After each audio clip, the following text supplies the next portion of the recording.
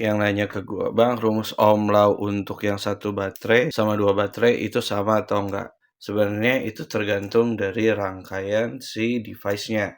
Kalau untuk yang dual baterai itu dengan rangkaian seri, otomatis yang akan berubah itu di tegangan total atau voltase. Karena untuk yang seri sendiri, untuk rangkaian seri itu rumusnya V total sama dengan V1 plus V2.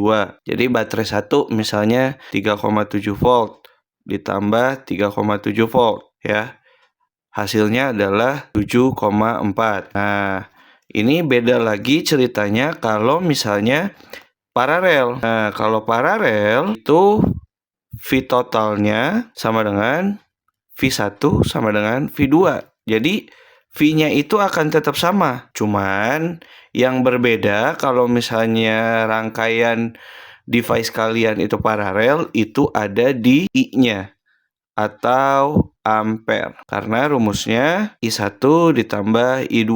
Jadi kalau misalnya kalian pakai baterai charge up biru 20 ampere, berarti 20 ampere ditambah 20 ampere. Totalnya itu jadi 40 ampere. Gitu.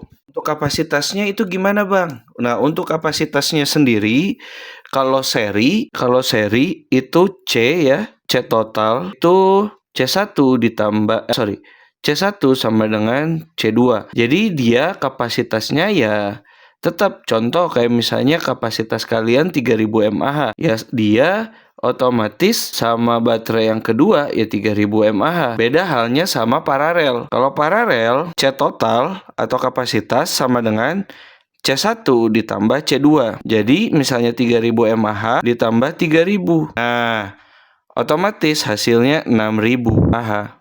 Nah, cara tahu rangkaian baterai kalian itu paralel atau seri itu tinggal dilihat posisi baterainya. Kalau misalnya ini baterai ya, ini positif, ini negatif, terus ini positif, ini negatif, ini namanya paralel. Nah, kalau untuk seri dia kayak gini, bro, gitu.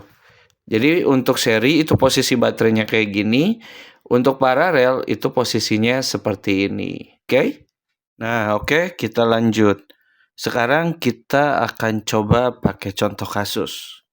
Ya, kalau misalkan kalian pakai baterai charge up yang 3000 mAh itu di rangkaian seri.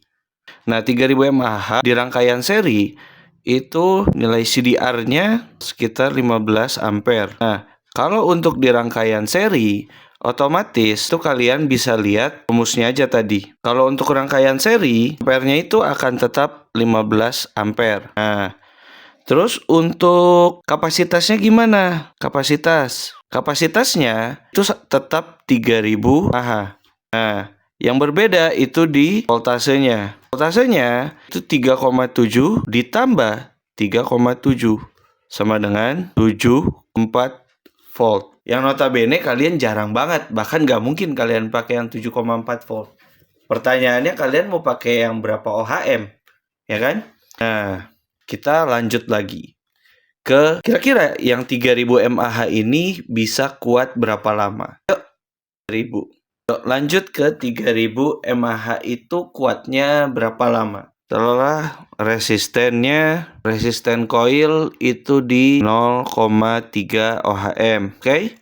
Baterai kalian itu 3000 mAh, 15 ampere dalam kurung CDR, jangan pakai max ampere, dan 3,7 volt ya.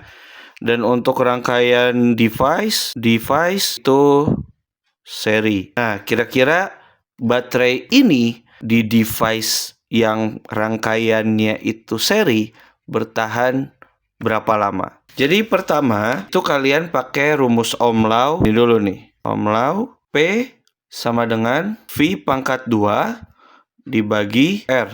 Nah, V-nya kita pakai di 3,7. Itu dipangkatin 2 dibagi R-nya itu 0,3. Kira-kira hasilnya berapa? Oke, hasilnya itu 46 3 3 3 3 3 3 3. Cuman kalau di matematika 4 K-nya itu di bawah 4, itu dibulatinnya ke bawah. Jadi kita tulisinnya 46 aja.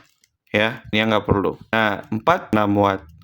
Oke, 46 watt. Untuk tahu ampere yang dipakai, itu pakai rumus I sama dengan 45,6 dibagi V-nya. V-nya itu di 3,7 sama dengan 12,2 ampere ya. Nah, ini udah ketahuan ampere yang kepakainya itu segini.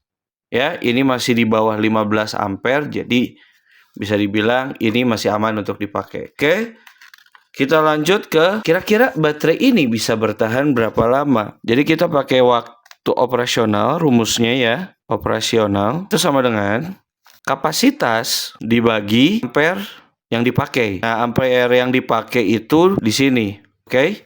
Jadi kapasitasnya tadi kan 3000 mAh, kita rubah dulu ke 3A. Asalnya mAh jadi ampere hour. Jadi kita konversiin dulu ke sini, udah. Jadi 3Ah dibagi 12 ampere. Nah, hasilnya adalah 0,2435 atau kita buletin jadi 0,244. Oke, nah ini posisinya H. Oke, hours. Nah, ini kita rubah jadi minute. Oke, rumusnya itu adalah nilai yang ini 0,244 dikaliin 60 menit ya. Karena kan 1 jam itu 60 menit ya. Sama dengan 4 menit ya. Bang, itu nggak salah. Tahannya cuma 4 menit. Pertanyaannya, emang lu nyedot segini lama? Kan enggak. Jadi kita asumsiin aja. 1 puff sama dengan 10 detik. Oke? Ya. 10 detik. Berarti kalau misalnya kita konversiin dari sini, itu jadi dari sini dikali 60 detik ya. Hasilnya adalah 878,4 detik. Oke? Nah, berarti kalau misalnya kita masukin ke hitungan puff, 878,4 dibagi 10 detik sama dengan berapa ya? 87,84 kali puff ya. Segini. Ingat, ini asumsinya 1 puff-nya itu 10 detik. Oke? Ini bisa lebih banyak lagi kalau kalian nge-puff-nya cuma 2 detik, cuma 3 detik. Itu balik lagi ke masing-masing kalian. Kalau kalian ngesedotnya 10 detik ya bisa segini. Tapi kalau misalnya lebih kurang dari 10 detik, ya bisa lebih besar nilainya daripada ini. Gitu. Dan balik lagi ke resisten kalian pakai. Oke? Paham? Mantap.